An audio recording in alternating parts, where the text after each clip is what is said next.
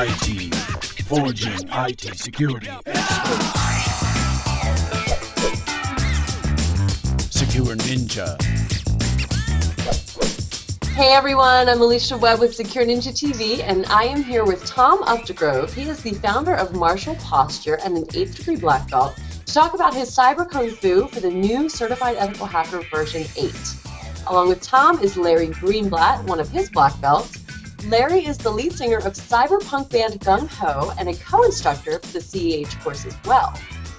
Now, SecureNinja will be launching the new CEH version 8 course, and since Tom and Larry are the instructors, we wanted to catch up with them today and find out all the details about the new course. So Tom, Larry, how are you guys doing? Good. How about yourself? Hey, great. Awesome. Great. Thanks for speaking with me. I'm sure you're both super excited about teaching the new version 8 of CEH. Excited to get started, absolutely. We have a number of interesting things going on. I mean, besides the target selection, the footprinting, the fingerprinting, the things that we've always done, we're kind of moving into the whole mobile device, bring your own device type of domain, and it's a really big area for hacking. Certainly, the use of these devices are going to be numerous. Right. Yeah, the other big thing I think about it is the use of current social type hacks. More that's cases like the New York Times hack and the RSA. So they'd like to bring more current type things into the program. Different social, political, even ideological ideas. So we've always been playing around with the suicide hacker, but I think now the situation's even evolved more. So I like it, and we're going to try to bring more current things into the class. Right. Yeah, the whole bring your own device has been an issue I've discussed with tech professionals at trade shows for a while. Did the version 7 not cover any of that sort of thing? No, we hardly touched it at all. I mean, we had some Android stuff in the class, but we really get a chance to play around with it. Hopefully, this time we get to bring up some Android VMs, some iOS VMs, and we get to see what a person can do. Yeah, that's going to be the tricky part, getting into VMs. Yeah. But Tom's had Android VMs. We didn't really do much with it. But that is the exciting part about the V8 is the introduction of Android, the Apple OS, the Windows Mobile OS, and BlackBerry hacking. And when you think about, if your malware has, a payload, what's it going to do? And the other thing is, how is it going to spread? And when people have these phones and iPads that are proliferating, there are people who still don't have running water around the world, but have phones. But they have it. So it's really easy. And all you might have to do is just get them to click on that link that's either help this poor child. Do you also hate abusive animals? Look at this poor dog. Click here, and you're hacked. And it's just so easy. So I've said the social network of it, because it's just a matter of getting you to click. So it's all that con game. How do I get your attention? How do I if somebody violate your trust? And how do we secure that? Right. But yeah, that's the other side of it. Yeah, the other side of it is how to secure your basically policies, how to remotely wipe, what types of malware detectors can you run on them. So that, I would say, the course is equally divided in terms of what types of Trojans and backdoors you can get on a device, and at the same time, what types of policies can you develop to prevent these things from happening. Yeah. Yeah, I thought the EC Council did a really good job of introducing a number of tools that I wasn't aware of for countermeasures of mobile apps. So it's going to be really exciting to be working with those tools and learning more about those. As Tom said, it's some things you just want technically in the background, so I don't want the user to stop and think about it. The airbag is in the car. It doesn't have to press a button when he gets in an accident. But there's also an awareness. You have to teach people, when you're driving a car, when somebody might flag you down and say, hey, I need help. They might not really need help. They might be carjacking or something. It's kind of rough. Right. I the whole idea behind the Certified Ethical Hacker course for the longest time has been think like a hacker, teach them to think like a hacker and be a hacker in order to teach students how to catch hackers. Does version 8 still have that Well, I don't know if it depends on who's teaching it. We always had it. So Tom and I are from the inner city, and my band is like that. I always joke around. My drummer, no matter what you show him, like the first time I showed him a mobile phone, he's like, "Dang, Bet you if you clock somebody upside the head with this, you can mess them up, huh? So they always see weapon potential of anything. So it's like, you could send email, I could send you email with like attachments and stuff. How big? What, like 20 megs? Imagine I kept sending you a bunch of them, boom, boom, boom, boom, boom. I bet you I could mess you up with that, huh? Oh my So God. that's the way to think. You know, sometimes you have to consider that. Right. I think I liked. I heard first from Bruce Schneier. He said the difference between security engineering and safety engineering is safety engineering deals with Murphy's Law. If something could go wrong, eventually it will. But security engineering deals with Satan's law. If something could go wrong, there's a malicious son of a out there will make it go wrong until you fix it. And most of our problems, I think, are really Murphy's Law. I don't like to get into security, you know, and be like TSA. But there is a problem where you have to consider, no, there are dudes will just do that just because they can. If there's a vulnerability, it will be exploited eventually. Yeah. So you two seem to have a great relationship and great teaching rapport. How long have you two been working together? I met Tom when I was like 19 years old. I was studying Tai Chi at some school, and I wanted to spar, and Tai Chi's not really known for sparring. The guy's like, you know what, I think you want a guy that, don't take this the wrong way, I wouldn't send you a bad guy, but he's more like you. He's more of an inner city guy, and he spars, and he gave me Tom's name. And I was in a band at the time. Gung Ho had already started. And we just hit it off. I respected that there was a guy who was very positive about things. He never took any crap from anybody, but he, including me, but he was just had like a real fresh attitude toward everything. He was always like looking at this new thing. In fact, I paid for my class because I had learned a Shaolin style, a dragon form. He said, "Oh, I'll trade you." Right. And then he never charged me again after that. He learned it like 6 weeks, but he never charged me after that. That was really cool. But the cool thing about it was that he goes, you know, I'm looking to do something with my life. I'm just not sure. And I said, you know, I think there's a future in computers. You really Tom had a computer. So Tom was one of the, you and Otto, our producer, got computers around the same time. So Tom's in there hacking on computers. He's building stuff with, I think you had a TRS-80 the first time. Yeah, then you went to the Commodore. Then you were the man with the Amiga toaster. And we became computer friends. Well, then I start teaching computers. I become a network operator, network ops guy. I do Novell work and Cisco work, some Microsoft work. And then I start teaching at night, get Tom certified. And in 2001, we created a Cisco certification program. So we started teaching CCNA and CCNP boot camps. And we started doing then in 2001, the CISSP becomes a big thing. And the next thing you know, Dan Maggard came in. Yeah, I could teach security every week. So we just decided we're going to form something like Cisco, but with security. We're going to mix our martial arts, and we called it Cyber Kung Fu. And Tom, I remember you looked at me and go, this is going to work. You know why? Because it's cool. And it's you guys, and you guys are the coolest. You are. Now tell me, how exactly does the Kung Fu kind of play into your courses in the CEH course? It's all about self-defense, and most of self-defense is defense from your own bad habits. I've never been attacked by ninja assassins, but I have gotten in trouble with my oral hygienist because I don't brush and floss as regularly, you know, general day-to-day operations. But there are sometimes attacks, and you know, Tom can step through the processes a lot better on the actual computers. But basically, look, it's yin and yang. Yeah. It's yin and yang. It's like, you can't develop a defense if you don't understand the offense. I mean, if you don't know that somebody could actually grab you in a headlock, you've never seen it before, when you get caught in one, you don't know what to do. So you really need to see each of the attacks to develop the defenses for it. And when you develop the defenses for it, then you get better at doing attacks. Those attacks make your defenses even better, so they go through a series of steps and developments that way. So the same thing applies to what we're doing here in cyber security. You need to understand all the attacks to develop the defenses. If you don't know what's coming at you, you're never going to be able to respond to it. For example, how would you know? For example, how would you know if your IDS works if you yourself don't fire attacks at it and see how it responds? Right. That makes sense. Self-defense. So at the same time, when we roll back to martial arts, we've been hacking with martial arts all along. So we've been, we've been looking at the Japanese systems, the Korean systems, the Chinese systems, indigenous American systems, Philippines, and we've been mixing and matching these things all along. And when we come into this domain, we go, oh, we have to understand each of the different systems, and then how to mix and match, compile, and develop through that. If I may say so, Tom is one of the early pioneers of mixed martial arts. Of course, you can trace it back for many, many years, but Tom, as early as the 80s, had black belts in Kempo, in Joe Louis Fighting Systems.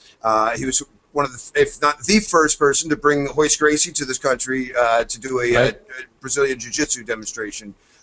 Tom's worked with the best of many, many systems, so he brings that to his cyber kung fu as well. Yeah. It's never OS specific. It's never technology specific. It's keep it open. The fusion. Now, the need for physical self-defense has been around since the beginning of time. The need for cyber defense, cybersecurity, has been increasing. How have you guys seen that increase over the last few years leading up to now? We had no idea 10 years ago when we started doing this how insane it would be. And so all you speak for yourself. I sensed it all along. I used to call myself Max Quasar in the 80s on the bulletin boards. That was my my hacker or whatever name. And I always felt that there was going to be something huge, and that this was just an extension to Sun Tzu's Art of War. It was always information security. Sun Tzu's whole thing was about information. And from most people will quote the lines of you have to know yourself and you have to know the enemy, but it's even how you achieve, like spies. You have spies that will go out and come back to you and bring back information, but some will be telling you the truth, some will turn to the other side. You have spies that you capture. You have spies that you send out that never come back. And he said the most information you'll get is from spies from the other army that you captured and turn them to you. And the way to do that is to treat them with the utmost kindness. Because he said, first of all, you should never go to war if you're ethically wrong. And because it is, no general can make an army fight effectively if the war itself is unjust. Mm-hmm. So if you feel that way and you went to war and you captured somebody, your job isn't to beat something out of them, because the strong people will just resist it and now hate you even more in their resolve. And the weak people will tell you anything. But if you can turn them over and let them see that they were indeed ethically wrong, that their leader misled them, they will realize that they were misled and tell you everything willingly. So I think it's a great lesson from the Art of War, and it really shows how it was always about information. Absolutely. Right. So what we can draw from martial arts as well, besides the yin and yang and the attack and defense, is really the mindset.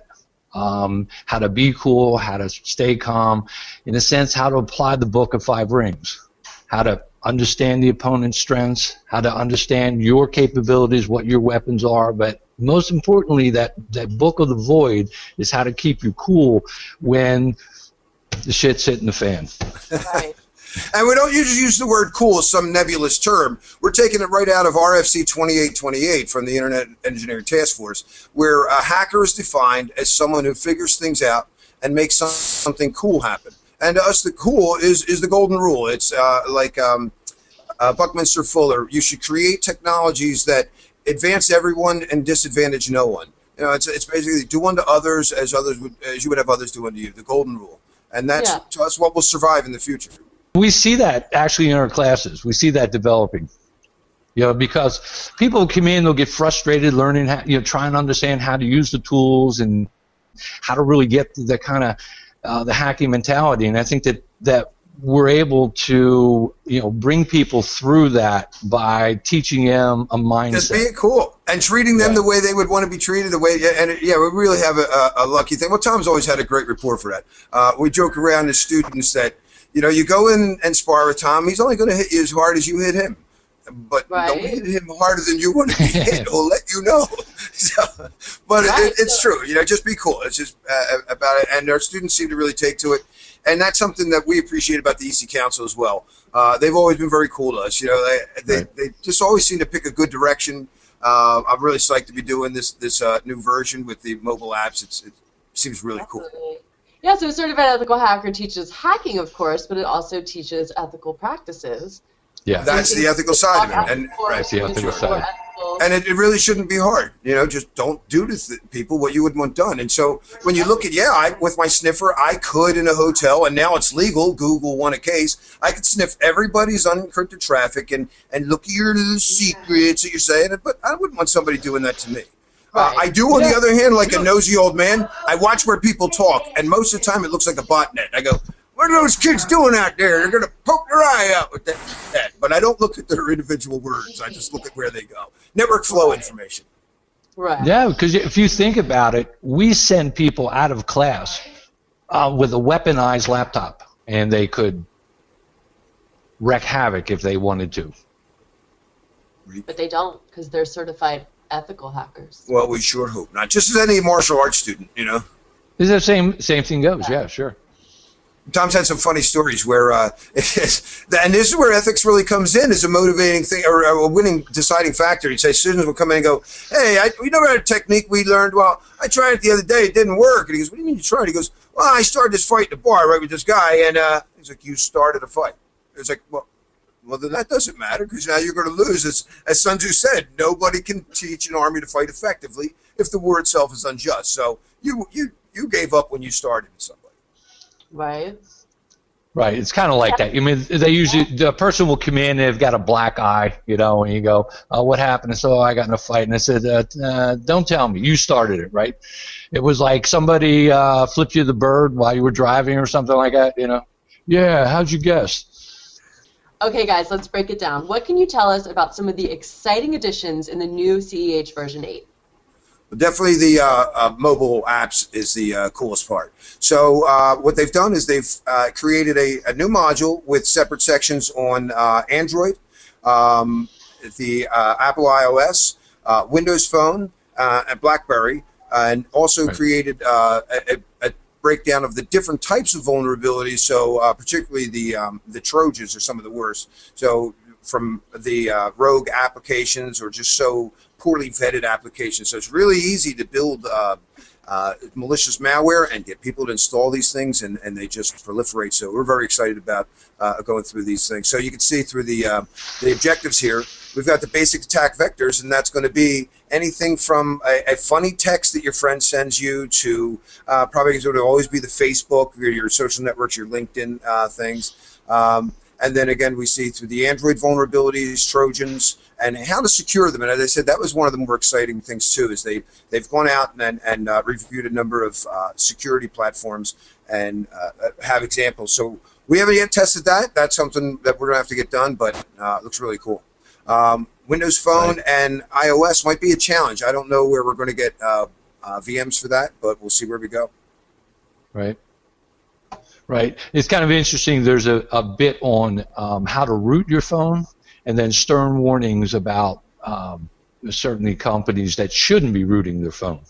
But just about every kid I know that has an iPhone has it jailbroken.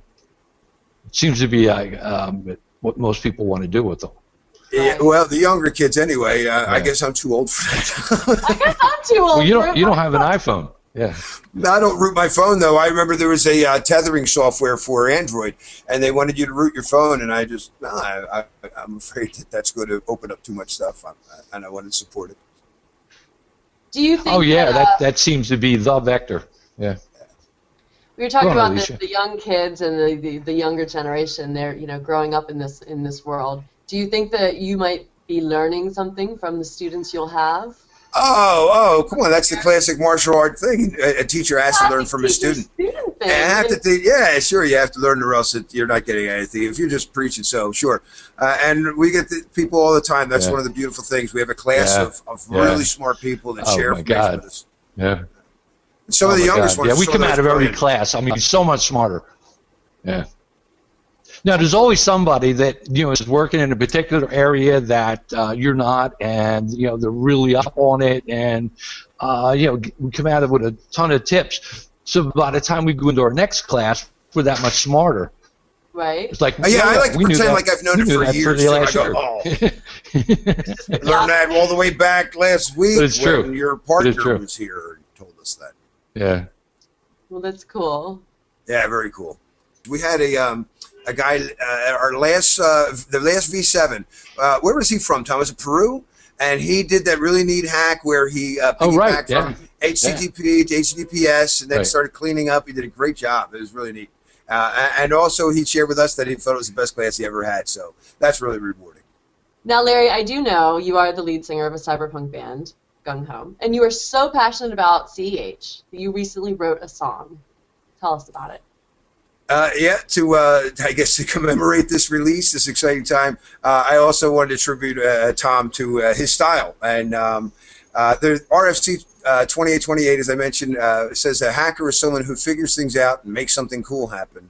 And Tom's rule all the time, he told us, is the first rule is break all the rules. So that's our new song, is the first rule of hacking, break all the rules, figure things out, and make something cool happen. So we're looking forward to it. Yeah. When will the song be released? It should be ready by the middle of June. Awesome. Well, Secure Ninja will be sure to put that out on our social media channels when your song is released.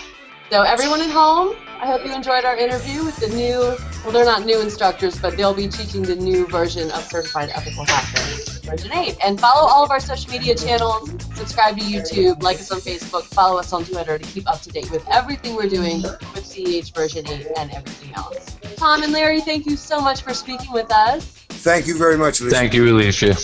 We wish you luck in 10 days teaching your first CEH version 8.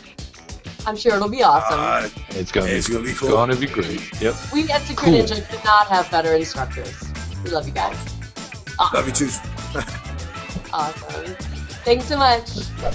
Secure Ninja Shorts are brought to you by SecureNinja.com, a world leader in information security and IT training and certification. Our master instructors will help build you into a highly skilled and marketable security professional. SecureNinja.com, forging IT security experts.